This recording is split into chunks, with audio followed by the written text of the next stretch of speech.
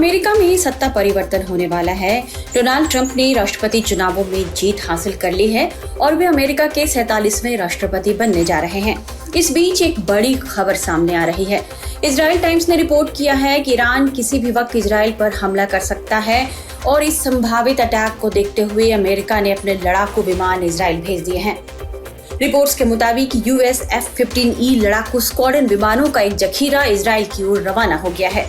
Reports में कहा जा रहा है कि उड़ान ट्रैकिंग साइटों पर जॉर्डन के रास्ते में अमेरिकी F-15E विमान देखे जा रहे हैं और कम से कम 12 जेट इस क्षेत्र की ओर बढ़ रहे हैं, जो पहले से तैनात लड़ाकू विमानों में शामिल होने वाले हैं। हालांकि अमेरिका सेना की ओर से इसकी कोई औपचारिक घोषणा नहीं की गई है, लेकिन इससे पहले सप्ताह की शुरुआत में अमेरिकी रक्षा सचिव लॉयड ऑस्टिन ने कई B-52 स्ट्रेटोफोर्टिस बम वर्षक विमान, टैंकर विमान और नौसेना विध्वंसक को मध्य पूर्व में तैनात करने का आदेश दिया था। पिछले महीने अमेरिका ने अपना उन्नत थार या यूं कहें कि terminal high altitude area defence system Israel भेजा था। मिसाइल विरोधी प्रणाली अमेरिकी सेना की वायु रक्षा प्रणालियों का एक महत्वपूर्ण हिस्सा है और यह इजराइल की शक्तियों में और इजाफा करती है। आपको बता दें कि ईरान ने चेतावनी दी हुई है कि वे 26 अक्टूबर को किए गए इजरायली हमले का जवाब जरूर देगा। इजराइल ने ईरान पर हमला उसकी 1 अक्टूबर को बड़े पैमाने पर ईरानी बैलिस्टिक मिसाइल हमले की प्रतिक्रिया स्वरूप किया था। हालांकि अमेरिका ने ईरान को इस बात की चेतावनी दी हुई है कि वह इजराइल पर हमले की गलती नहीं करे, लेकिन यदि फिर भी ईरान नहीं मानता है तो अमेरिका उसे जवाब देने को तैयार बताया जा रहा है। अमेरिका के नए राष्ट्रपति के तौर पर डोनाल्ड ट्रंप का दूसरा कार्यकाल 20 जनवरी 2025 से शुरू होगा और अभी जो बाइडेन ही पद पर बने रहेंगे। ऐसे में विशेषज्ञों का मानना है कि इजराइल को लेकर अभी भी अमेरिका की उसका समर्थन देने की नीति ही रह सकती है। इसलिए यदि अमेरिकी चेतावनी के बाद भी ईरान इजराइल पर अटैक करता है तो बाइडेन अतीत की तुलना में अलग तरह से प्रतिक्रिया कर सकते हैं। उन्होंने कथित तौर पर ईरान को पहले ही चेतावनी दे दी है कि अगर उसने दोबारा हमला किया तो वॉशिंगटन इजराइल पर लगाम नहीं लगा पाएगा। विशेषज्ञों में चिंता इस बात की है कि क्या बाइडेन इस बार प्रतिक्रिया स्वरूप अमेरिकी सेना को इजराइल का साथ देने का आदेश दे सकते हैं। मीडिया रिपोर्ट्स में यह भी कहा जा रहा है कि ईरानी हमला इस सप्ताह हो सकता है और इराक से इजराइल में गोली दागे जा सकते हैं। ईरान के इजराइल पर संभावित हमले को देखते हुए इस बीच ईरान के सर्वोच्च लीडर का एक बड़ा बयान सामने आया है। अल्लाह का करम है, हमारे प्रयास लेबनान और गाजा दोनों में दृढ़ता से चल रहे हैं और फिलिस्तीन के बाद निश्चित रूप से धार्मिकता और प्रतिरोध मोर्चे की जीत होगी। हिजबुल्लाह मजबूत है और वो लड़ रहा है। हसन नसरल्लाह और हशम सफीद्दीन जैसे प्रमुख पात्र और उनके जैसे लोग अब उनमें नहीं हैं, लेकिन अपने लोगों और अपनी आध्यात्मिक ताकत वाला समूह हिजबुल्लाह बना हुआ है। अल्लाह का शुक्र है और दुश्मन इस संगठन पर काबू पाने में सक्षम नहीं है और ना ही ऐसा होगा। अल्लाह का करम बना रहेगा और दुनिया और क्षेत्र वो दिन देखेंगे जब अल्लाह की राह में आया यहूदी शासन स्पष्ट रूप से हार जाएगा।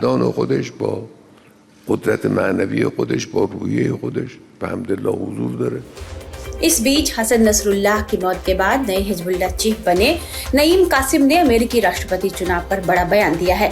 कासिम ने कहा है कि इससे कोई फर्क नहीं पड़ता कि अमेरिका में किसने चुनाव जीता है, हम इजराइल को झुका देंगे। अमेरिकी चुनाव के परिणाम का हिजबुल्लाह के लिए कोई कीमत नहीं है। हम दुश्मन यानी इजराइल को उसकी आक्रामकता को खत्म करने की मांग करने पर मजबूर कर देंगे। एक वक्त आएगा जब इजराइल कहेगा हम अब सक्षम नहीं हैं। हम इजराइल को एहसास दिलवाएंगे कि वो युद्ध में हार रहा है और यह हार इजराइल को उसका लक्ष्य हासिल करने से रोक देगी।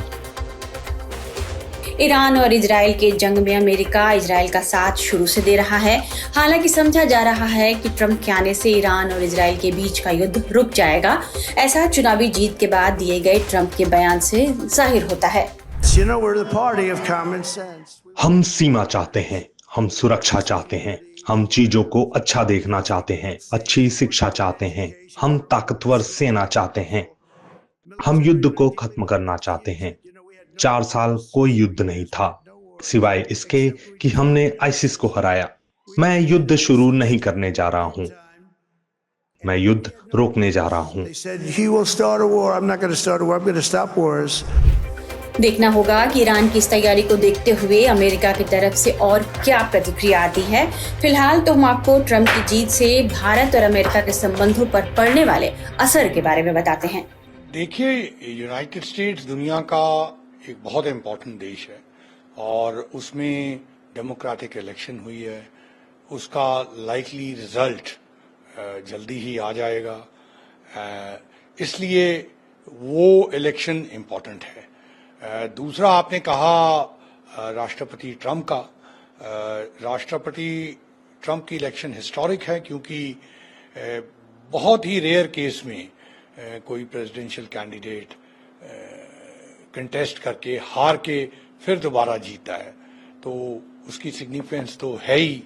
आपने पूछा ये रिजल्ट ऐसे क्यों आ रहा है, तो इसमें एक सबसे बड़ी क्लियर बात है कि इकोनॉमी और जो कॉस्ट ऑफ लिविंग है, जो हम कहते हैं दूध, ब्रेड, अंडों का भाव, लोगों को वो इम्पैक्ट करता है। उसने भी बहुत सिग्निफिकेंट रोल प्ले किया है, क्योंकि एक मानने की बात है वहां अमेरिका में कि जब ट्रंप साहब प्रेसिडेंट थे तो उस टाइम उनकी इकोनॉमिक जिंदगी बेटर थी। तो ये एक होप है कि इनके आने से वो दोबारा से बेहतरीन हो जाएगी। दूसरा इशू जो काफी लॉ एंड ऑर्डर का, क्राइम का, इमिग्रेशन का, वो भी लोगों को काफी इम्पैक्ट किया है। तो इसलिए एक परसेप्शन है वहां कि ट्रंप साहब के टाइम में ये सब चीजों में सिचुएशन बेटर थी और वो स्ट्रांग है इन मुद्दों पे, तो उसने भी रोल प्ले किया। कुछ हद तक डेमोक्रेट्स एक्सपेक्ट कर रहे थे कि अबॉर्शन का रोल जो वुमेन वोटर हैं उन पे प्ले करेगा, लेकिन लग रहा है कि 22 की इलेक्शन में वो पीक हो गया और उसका रोल इस इलेक्शन में इतना लग नहीं रहा है। अभी जब एनालिसिस आएगा तो पता लगेगा। लेकिन 7 क्रिटिकल स्टेट्स हैं और इस टाइम पे डेफिनेटली लग रहा है कि 4 में तो ट्रंप साहब ले जा रहे हैं और बाकी 3 में भी शायद ले जाएंगे। तो इसलिए जो आप हलचल देख रहे हैं, और थोड़ी देर पहले उन्होंने एक स्पीच भी दी जिसमें उन्होंने तकरीबन डिक्लेयर कर दिया है कि वो नेक्स्ट प्रेसिडेंट हैं। सर, अगर इंडिया यूएस के रिलेशनशिप की बात करें तो इससे क्या इम्पैक्ट होगा ट्रंप आने से? देखिए, आपको याद होगा और 2020 में राष्ट्रपति ट्रंप यहाँ आए थे, बहुत ही सक्सेसफुल विजिट था। अहमदाबाद में उनकी पब्लिक रिसेप्शन भी हुई, यहाँ भी। उस टाइम में वहाँ राजदूत था, उनके साथ आया था। तो इंडिया के बारे में राष्ट्रपति ट्रंप का ऑलवेज एक बड़ा पॉजिटिव इम्प्रेशन रहा है और डेमोक्रेट्स में भी रहा है। आपने राष्ट्रपति बाइडेन की भी सुना है। सो मैं लॉन्ग टर्म के हिसाब से कंटिन्यूएशन देखूंगा और हमारा जो संबंध है वो फर्दर डीपन होगा। शॉर्ट टर्म के हिसाब से कुछ मुद्दे होंगे जो आएंगे, जैसे ट्रेड का मुद्दा है, कुछ इलीगल इमिग्रेंट्स का मुद्दा है, वो थोड़ा आगे आएगा। लेकिन मुझे नहीं लगता कि वो ऐसे मुद्दे हैं जिन पे कोई डील नहीं हो पाएगी। हमने पहले भी हैंडल किया है और भारत सरकार उसको सही हैंडल कर पाएगी। तो रिलेशनशिप मेरी अंडरस्टैंडिंग के मुताबिक, और प्रधानमंत्री मोदी और प्रेसिडेंट बाइडेन का रिलेशनशिप तो अच्छा है, प्रेसिडेंट बाइडेन ने भी कहा है।